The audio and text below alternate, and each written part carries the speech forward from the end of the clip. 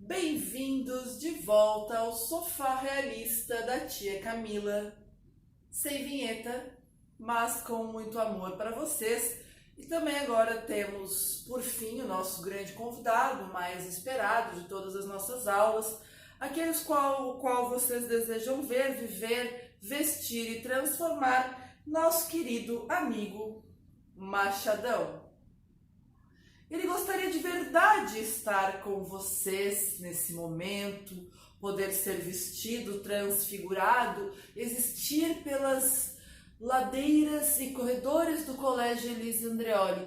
Mas, como nós somos muito bem comportados, entendemos a necessidade de fazer uma quarentena e principalmente nós não negamos a nossa ciência, por isso estamos todos nos cuidando em casa. O Machado fica aqui como um convidado do nosso Sofá Realista, do nosso momento de conhecer o realismo no Brasil, certo? Então assim, Machado ficará conosco, em alguns momentos fará sua participação especial. Enquanto isso eu vou falar um pouco sobre quem de fato foi Joaquim Maria Machado de Assis, tá? Machado de Assis, ele nasceu no Rio, num lugar que hoje se chama Morro do Livramento. E uma das coisas mais importantes da gente pensar é que à época o Morro do Livramento não era uma favela como ela é hoje, né? Apesar de ser uma grande fazenda e que tinha várias pessoas que moravam, né? Que os donos da fazenda permitiam que essas pessoas morassem lá. Então os pais do Machado de Assis, eles vão se fixar nesses lugares. O pai é um trabalhador braçal, filho de escravos. A mãe, uma portuguesa que veio para o Brasil aí naquela leva da corte e tal, mais para o início do século. E o Machado, então, nasce no Morro do Livramento, tá? É importante aqui a gente saber que o Machado perde uma irmã quando ela era criança ainda, e depois, ainda na juventude, perde a mãe. Quem fica responsável por cuidar do Machado de Assis por um tempo junto com o pai é a sua madrinha, que é bastante responsável pela formação dele, e depois o pai casa de novo e nesse entremeio o Machado sai do morro para viver no centro da cidade do Rio, tá? Ele vai trabalhar num jornal aos 17 anos e ele foi demitido bem cedo porque ele dizia-se, na verdade, que ele ficava, ai, Machado me batendo de graça? Fica aí, querido. Ele dizia, na verdade, diziam sobre ele que ele lia mais do que trabalhava. Então acabou que ele não ficou muito tempo trabalhando nesse jornal, só que aos poucos ele foi entrando nos meios acadêmicos, foi entrando nos meios mais ricos da sociedade, apadrinhado, começou a escrever para jornais, escrevia alguns poemas, escrevia contos, crônicas. Então o Machado começou a escrever em diferentes lugares e aos poucos foi sendo reconhecido pelo seu trabalho. Muito importante aqui vocês saberem que o Machado teve a formação dele bastante autodidata. Ele não foi um cara que frequentou as universidades, as escolas, tá? Ele era um menino negro, as possibilidades das pessoas negras estudarem nesse momento eram bastante pequenas, e ele estudou porque a dona da fazenda permitia que ele acessasse a biblioteca e ajudou na formação do Machado, assim como a madrinha dele também ajudou. Então ele vai para a capital, né, para o centro da capital, onde tem tudo aquilo que eu comentei com vocês nas nossas outras aulas, tem esse desenvolvimento aqui do urbanismo na época do realismo. A gente vai ter as fábricas, a gente vai ter a grande quantidade de pessoas que começam a morar na cidade, a gente vai ver os cortiços crescendo, a gente vai ver, né, as primeiras grandes aberturas de rua. Então todo um momento aqui em que é possível conhecer e reconhecer que o Machado de Assis vivia num grande fervo, tá, do crescimento do Rio de Janeiro. E ele vai ter o primeiro livro publicado, e não é um livro de romance, né, realista. Ele faz um livro de poemas, chama Crisálidas. Nesse livro a gente tem poemas bastante melancólicos e obscuros, alguns deles bastante referentes à morte da irmã e da mãe. Então ele não começa com uma obra realista, tá? E depois disso, ele vai acabar trabalhando no Senado, vai trabalhar no Ministério. Tem até uma brincadeira que se fazia com Machado de Assis, que era a ideia de que ele era um quase ministro, porque ele chegou no Ministério da Agricultura a trabalhos muito próximos a ter o cargo de ministro. Para além disso, a importância dele é inquestionável nas nossas letras. Ele é um dos fundadores, marcos fundadores da Academia Brasileira de Letras aqui no Brasil. Se algum de vocês teve ou tiver a oportunidade de ir para o Rio de Janeiro, proponho que vocês entrem na Cidade Velha, no Centro Antigo, no Centro Histórico do Rio, e vão até a Academia Brasileira de Letras. À frente da academia vocês têm uma estátua gigante do Machado.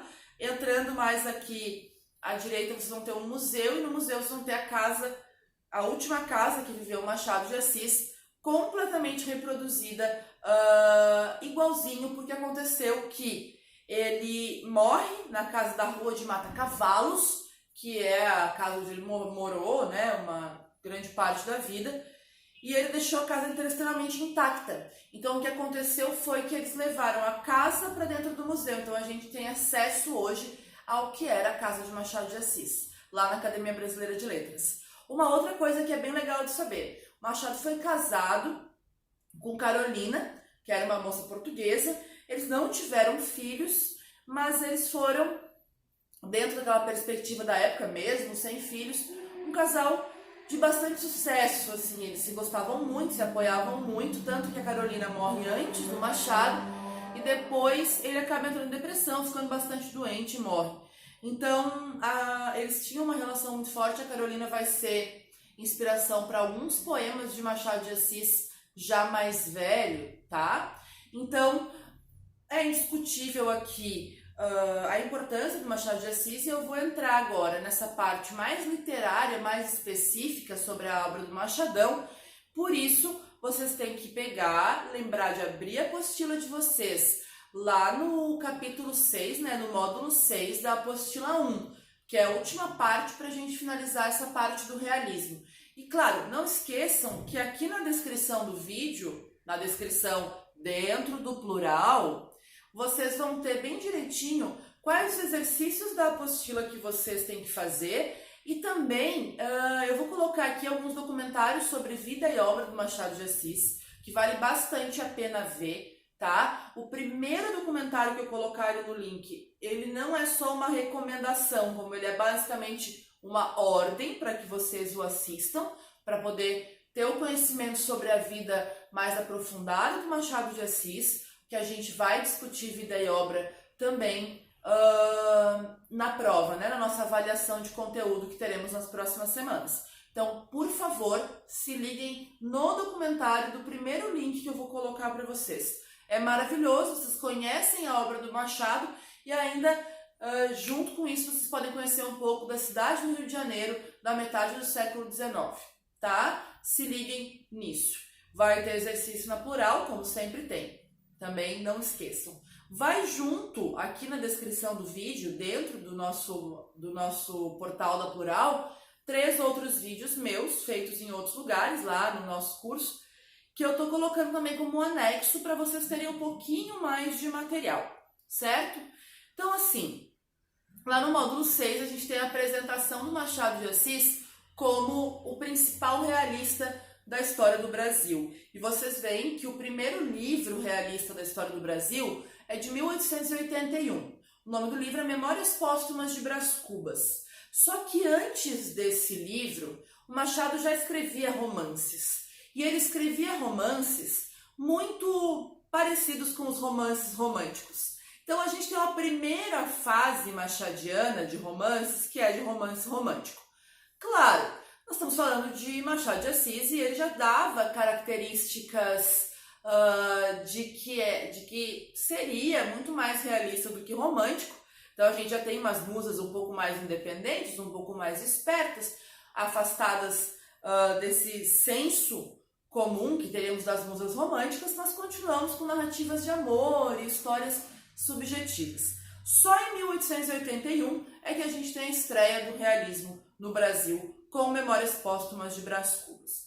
Gente, o Machado ele é surpreendente não só porque ele usa a Juliette, uma camiseta da Frida, eu tentei, né, fazer ele assim, uma mescla de estilos, ele é muito surpreendente porque o primeiro livro do realismo no Brasil se trata da história de um morto que resolve vir de volta para contar a sua vida.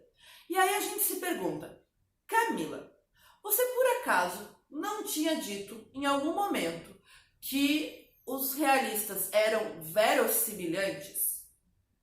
Eles não buscavam a semelhança com a verdade? Eles não eram objetivos? Eles não eram materialistas?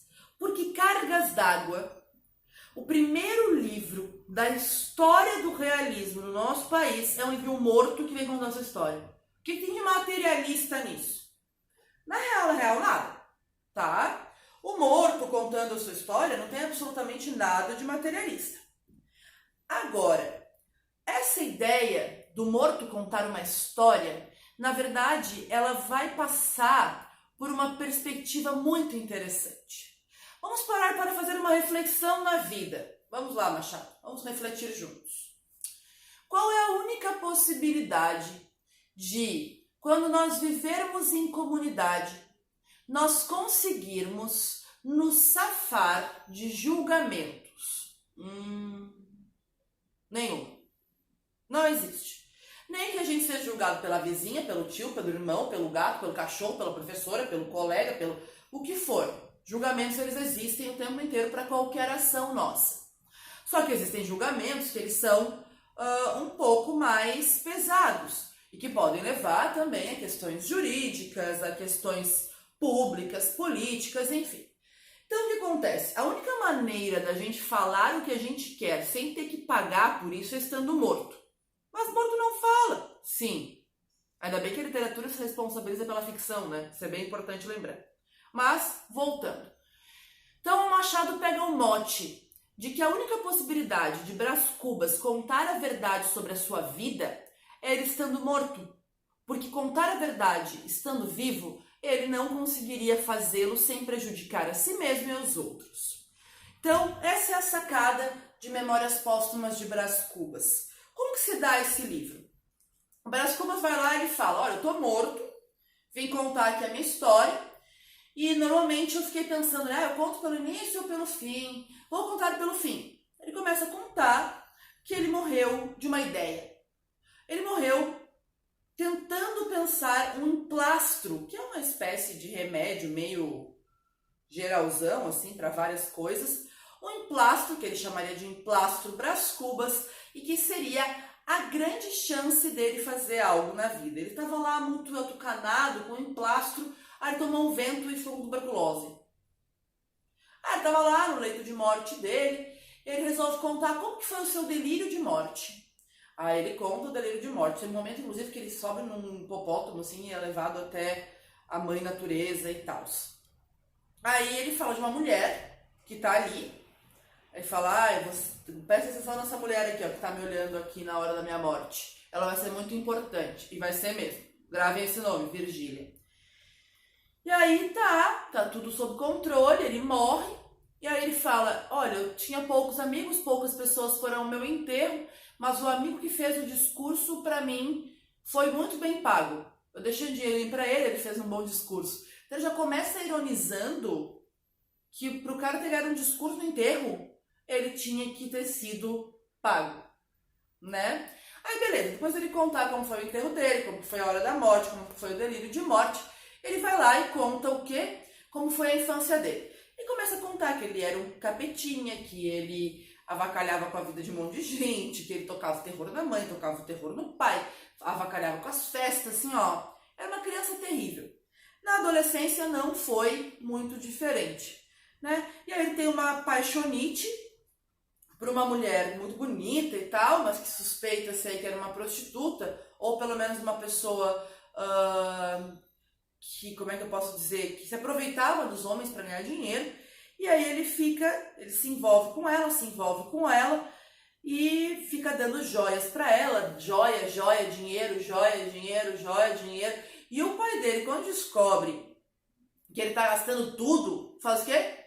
Em vez de castigar ele, Manda esse guri para estudar em Portugal. Vai, sai daqui porque não tem condições.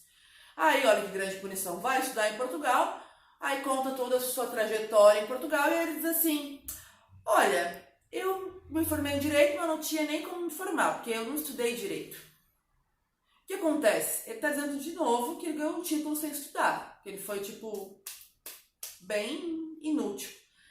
E assim, ele, na verdade, ele vai tocando a vida dele. A gente vê, ao longo da narrativa, situações em que ele quer se apaixonar por uma moça, e aí a moça é linda, é educada, não sei o quê, e aí ele vai caminhar com a moça e a moça tem a perna torta, né? A moça caminha meio torta. E ele fala, você tá caminhando torto. É, porque eu tenho um problema congênito, né? O congênito ela não disse, porque nessa época não se dizia, já tem um problema e tal na perna. E aí ele não fica com a menina porque ele tem a perna, ela tem a perna torta. Então, quer dizer, tipo, ele é super preconceituoso nesse sentido. E aí mais uma crítica sobre o preconceito do próprio Brás Cubas. Aí depois ele se envolve com a Virgília, que é essa moça que ele viu lá no início, quando ele falou da hora da morte. Só que a Virgília faz o quê? Ela casa com outro. Porque o outro tem mais dinheiro. E essa Virgília vai embora, e aí ele fica aqui, tentando arrumar um cargo, tentando ser alguém na vida. E no meio do caminho ele encontra um personagem que vai ser bem importante pra gente saber, que é o Quincas Borba, que ele também vai aparecer no próximo livro. E o Quincas Borba tá aparecendo como um mendigo louco, que tem uma grande ideia, rouba ele fica puto. Aí eles se reencontram, eles já estudavam juntos quando criança, se reencontram e o Quincas Borba dá uma ideia para ele sobre uma nova filosofia, e ele começa a entrar nessa nova filosofia, que é o humanitismo, e aí que ele começa a ter a ideia de criar o emplastro Brás Cubas. Nesse meio de caminho, a Virgília volta com o marido, eles se tornam amantes, ficam juntos um tempão, até que ela perde o filho dele, que era dele, e não do Lobo Neves, do marido dela, e ela acaba indo embora, e eles não ficam juntos. E aí, no final da história, ele fala assim, olha, a minha vida deu errado, eu fui um parasita social, eu não consegui ter sorte no amor, eu enganei um monte de gente, eu enganei a mim mesma, decepcionei meu pai, eu fui uma pessoa péssima, mas eu não tive filhos, eu não deixei para o mundo o legado da nossa miséria. E no fim a gente vê que esse livro é um livro bastante crítico à sociedade burguesa daquele momento, tá? É um livro bem humorado e ele é um livro muito pessimista, que é uma característica tipicamente machadiana. Então a gente vê isso acontecendo no primeiro livro realista da nossa história. Falando nisso, também vai seguir um link para vocês, que é o filme Memórias Póstumas de Brás Cubas, que é talvez um dos filmes mais parecidos com uma obra escrita que eu já vi, tá? Ele é bom, ele é muito parecido com um livro, e aí vocês podem assistir, porque ele tá de graça no YouTube. Então eu vou deixar também, junto com o documentário do Machado de Assis, o filme do livro Memórias Póstumas de Brás Cubas, certo? Então, rapidamente, para a gente falar um pouquinho sobre os outros livros realistas. A gente tem aqui uma sequência de livros que a gente chama de tríade realista, que é Memórias Póstumas de Brás Cubas, Quincas Borba e Dom Casmurro, tá? Depois deles, a gente vai ter um livro chamado Esaú Jacó e outro que chama Memorial de Aires. Rapidamente, um pouco sobre cada um desses outros livros. Quincas Borba leva o nome desse personagem que já apareceu aqui em Brás Cubas, leva o nome, mas ele não é o personagem principal, tá? O personagem principal de Quincas Borba é o Rubião. Basicamente a história acontece quando esse Quincas Borba, o velho que apareceu lá no Memórias Póstumas de Brás Cubas, é muito rico e ele deixa assim, ó, uma quantidade gigante de dinheiro pro cachorro dele, que também chamava Quincas Borba. Então o cachorro chamava Quincas Borba, o dono do cachorro chamava Quincas Borba, mas quem cuidava tanto do cachorro quanto do velho Quincas Borba era o Rubião. Então o Rubião vai ficar com esse dinheiro com a ideia de que é preciso cuidar do cachorro, que não é simplesmente ficar rico e abandonar o cachorro. Daí ele pega o cachorro e vai pro Rio de Janeiro, vai pra capital. Ele é de Barbacena. E aí ele vai pro Rio, e já na ida pro Rio, ele conhece um casal muito golpista. E esse casal leva todo o dinheiro dele. E ele sofre de amor pela mulher do casal. E o cara se utiliza da mulher para dar golpe nele. E é uma atrás da outra. E ele sofre horrores. E dá essa treta toda. No final ele fica sem dinheiro, porque esse casal levou tudo dele. Sozinho, louco, só com o cachorro. E aí ele volta para Barbacena pro fim dessa história. O central aqui é que lembra que eu falei de uma filosofia que tinha sido pensada e falada lá pro Brás Cubas? Então, essa filosofia humanitista, ele fala, a frase central é: ao vencedor, as batatas. E quando ele fala sobre isso, né, a ideia do ao vencedor, as batatas, a gente percebe que é uma ironia da própria vida do Rubião. O mais forte seria aquele que teria capacidade de vencer. Como é que funcionava a filosofia? Eles davam uma ideia de que existia um grande campo com uma plantação de batata e duas tribos. Que essas tribos poderiam se juntar e viver harmoniosamente até acabar as batatas. E quando acabasse, eles iam ter que se matar. Ou então uma tribo matava a outra, e aí uma tribo matando a outra, acaba que uma vai ter batatas e a outra morre. Por isso, ao vencedor as batatas. E é o que acontece com o Rubião. Ele não foi esperto o suficiente, o casal virou o vencedor que ganhou as batatas. Tá certo? Rapidamente passando por Dom Casmurro. Era meu sonho, e acho que a gente ainda vai fazer esse debate nas nossas videochamadas, nossas videoconferências. Dom Casmurro é um livro narrado em primeira pessoa, assim como Memórias Póstumas de Brás Cubas também é narrado em primeira pessoa, que é uma característica realista muito machadiana. Porque os outros realistas fazem sempre narrativas em terceira pessoa, tá? O Machado escreve Dom Casmurro pelo viés do personagem Bento Santiago, que é o famoso Bentinho, ou o Casmurro. O Bento conta, ele começa a dizer que ele é um velho e tal, e ele está contando a sua história para tentar entender o que aconteceu com ele. E aí ele começa a dizer que ele conhecia a famosa Capitu já desde a infância, que eles eram amigos, que eles queriam ficar juntos, e a mãe dele tinha prometido que ele seria seminarista. Então ele vai para um seminário, se separa da Capitu, e ele conhece o grande amigo Escobar.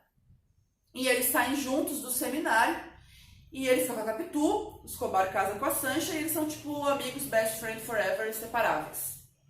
Só que aí o Bento começa a achar que a Capitu tá traindo ele, porque ela conversava com o Escobar, porque ela tinha conversinhas e não sei o que, e ele começa a noiar, começa a acusar eles e tal, ele tem uma grande briga com o Escobar, e o Escobar acaba morrendo afogado depois de brigar com ele.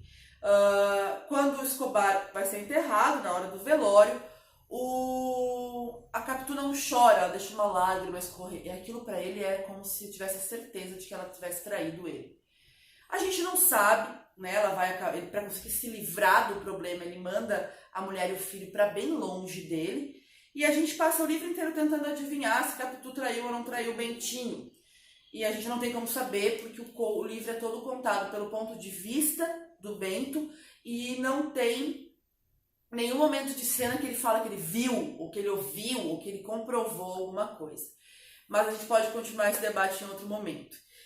Para finalizar, então, rapidamente, lembrando sobre essa coisa do Machado colocar os seus personagens misturados, tipo, aparece lá o Quincas Borba em Brás Cubas. No livro Esaú Jacó, tem um personagem que aparece que é o Aires, e o Aires vai ter um livro só para ele, que é o último livro da vida do Machado, que chama Memorial de Aires.